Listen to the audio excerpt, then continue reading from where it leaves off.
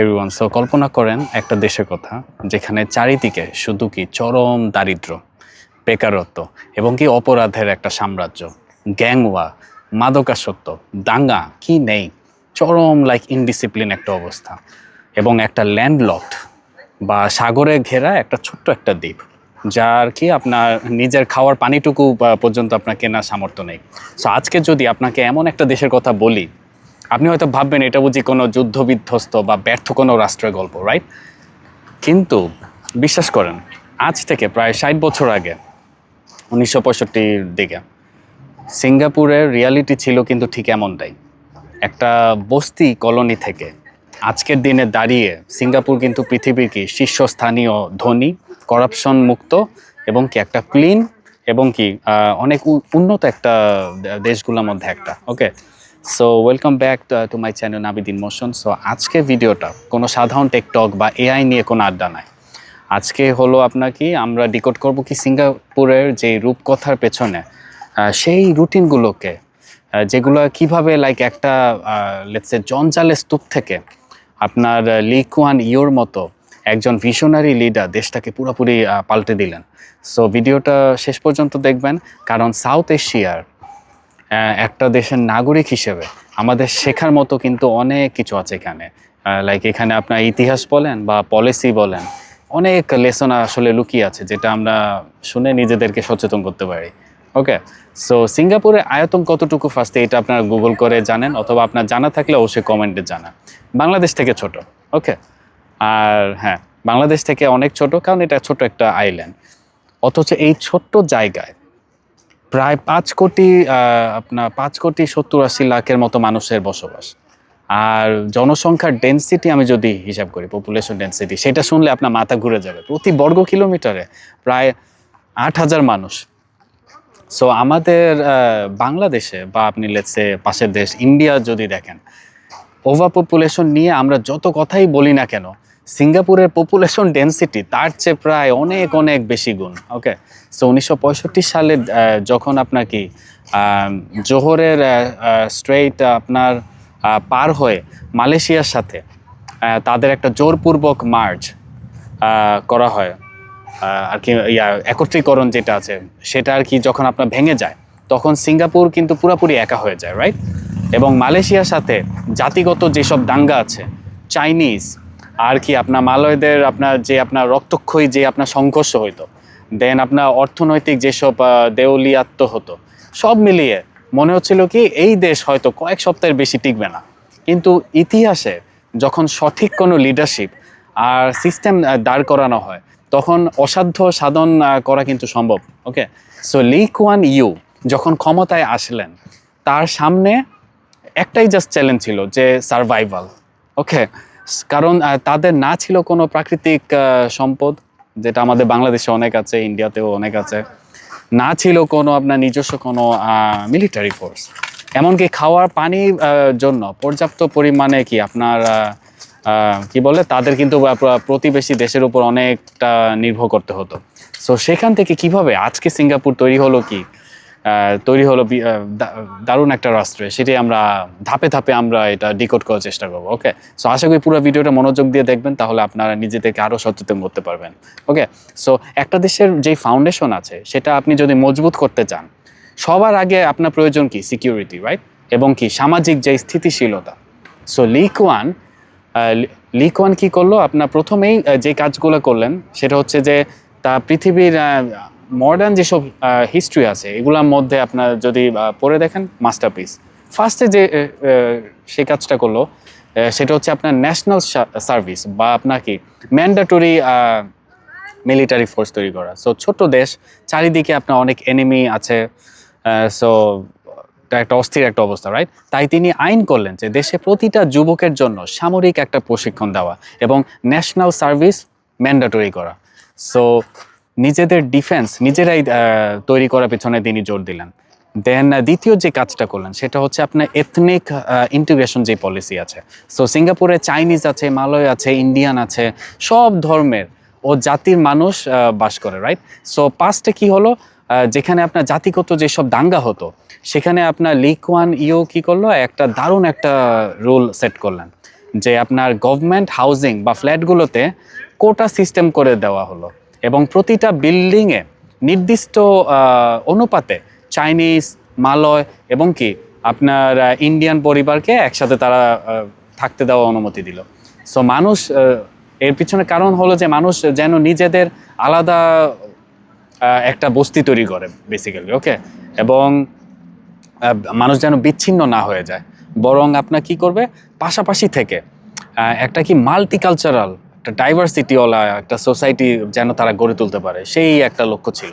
দেন আপনার কি স্কুলগুলোর দিকে যদি তাকান, আপনার রেশিয়াল হারমোনি ডে পালন করা হয়, উইচ ইজ আপনার যাতে ছোটবেলা থেকেই সবার মনেই একটা সমতার একটা বীজ রোপিত হয়, ওকে।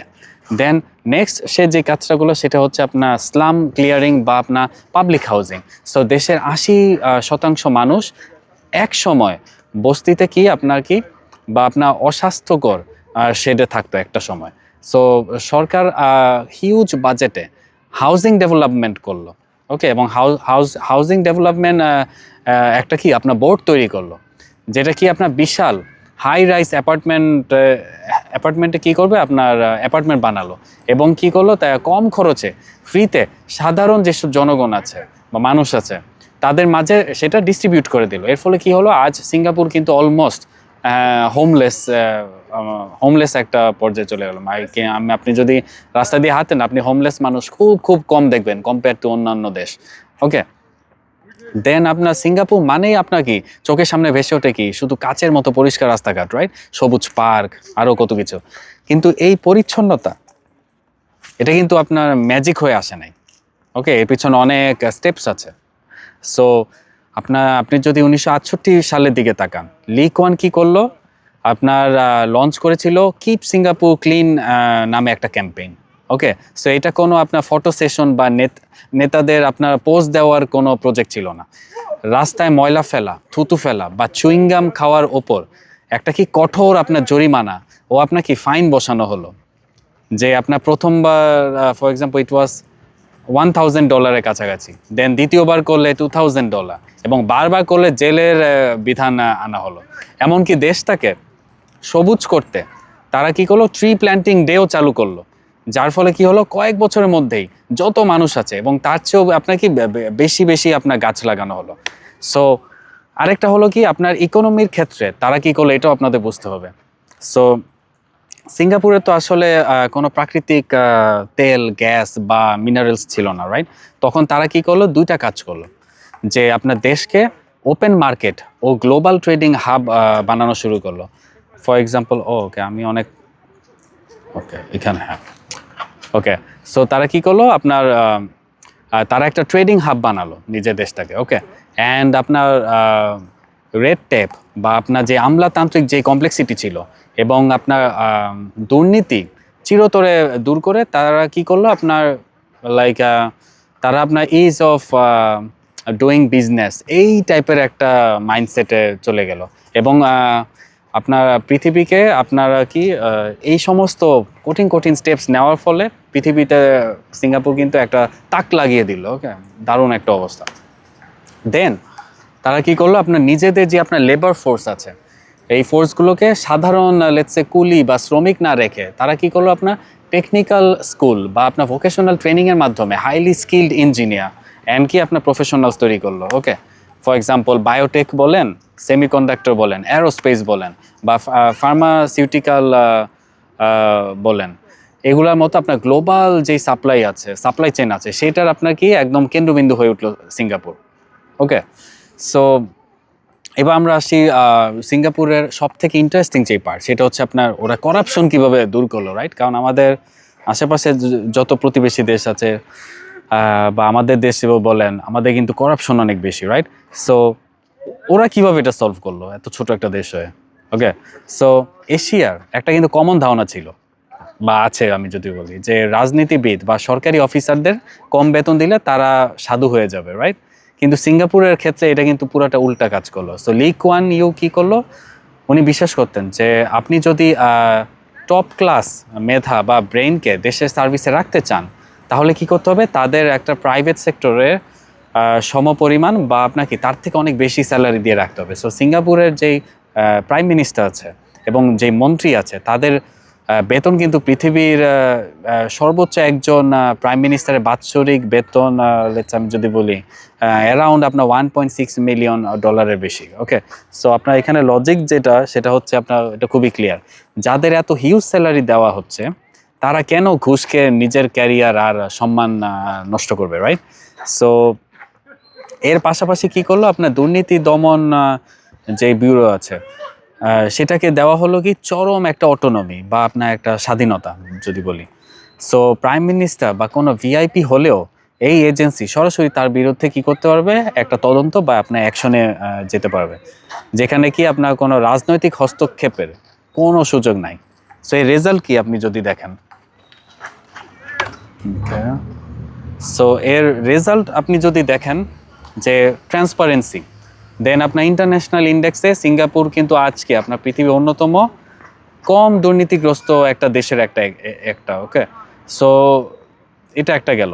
দেন আপনার কি সিঙ্গাপুরের এই যে এতক্ষণ আমি রূপকথা বললাম, এই রূপকথার পেছনে কোনো কিন্তু আপনার জাদুমন্ত্র ছিল না, সবই ছিল আপনার কি লাইক রাইট পলিসি বা আপনি যদি বলেন দূরদর্শী একটা লিডারশিপ এবং কি আপনার সিস্টেমের প্রতি জনগণের একনিষ্ঠ একটা রেসপেক্ট। সো লি কুয়ান ইউ এত বড় একটা দেশ গড়ে তোলার পরেও আপনার নিজের কোনো মূর্তি বা আপনার পার্সোনালিটি কাল্ট কিন্তু তিনি তৈরি হতে দেননি। ওকে ওকে, সেলফ গ্লোরিফিকেশন বলে কিছু ছিল না, কারণ তিনি জানতেন যে দেশের থেকে ব্যক্তি কখনোই বড় হতে পারে না। সো বার্লিনে এই শান্ত বেঞ্চে বসে যখন আমি ভাবি যে আমাদের এই সাউথ এশিয়ায় এত মানব সম্পদ আর সম্ভাবনা থাকা পরেও আমরা কেন এত পিছিয়ে আছি, তখন উত্তরটা কিন্তু খুব পরিষ্কার। আমাদের অভাব কিন্তু রিসোর্সের না, রিসোর্সের কিন্তু আমাদের অনেক আছে অফুরন্ত, বাট এটা ম্যানেজমেন্ট খুবই বাজে। আমাদের যেটা অভাব সেটা হচ্ছে আপনার রাইট একটা সিস্টেম ডিজাইন এবং কি আপনার লং টার্ম যেই ভিশন, সেই ভিশনারি মানুষজন কম। সো সিঙ্গাপুরে এই গল্প থেকে আমাদের দেশগুলো কবে শিক্ষা নেবে, এটাও একটা বিষয়, রাইট? সো আপনাদের কি মনে হয় আপনারা কমেন্টে জানাতে পারেন। আমরা অলরেডি 12 মিনিটে আছি। হ্যাঁ, কমেন্টে আপনারা আপনাদের মতামত জানাতে পারেন এবং ভিডিওটা যদি আপনাদের কাছে ইনফরমেটিভ মনে হয় আপনারা আপনাদের বন্ধুদের সাথে শেয়ার করতে পারেন। আর আমার চ্যানেল নাবিদ ইন মোশন, যেখানে আমি এআই, মেশিন লার্নিং এগুলার কনসেপচুয়াল ভিডিওস বানাই যেন আপনারা গল্পের মাধ্যমে আপনার মেশিন লার্নিং এআই শিখতে পারেন। দেন আপনারা যখন কোডিংয়ে যাবেন আপনাদের পথ চলা আরও সহজ হয়ে যাবে। এবং আমার একটা স্টাডি হাব আছে nabiddinmotion.com, আপনারা সেখানেও যেতে পারেন। একদম ফ্রি ম্যাটেরিয়ালস আছে ওখানে, যেটা আপনারা সেলফ স্টাডি করে আপনারা শিখতে পারেন। ওকে, সো এই বলে আজকে ভিডিও শেষ করছি, দেখা হবে নেক্সট ভিডিওতে। তারা বাই বাই।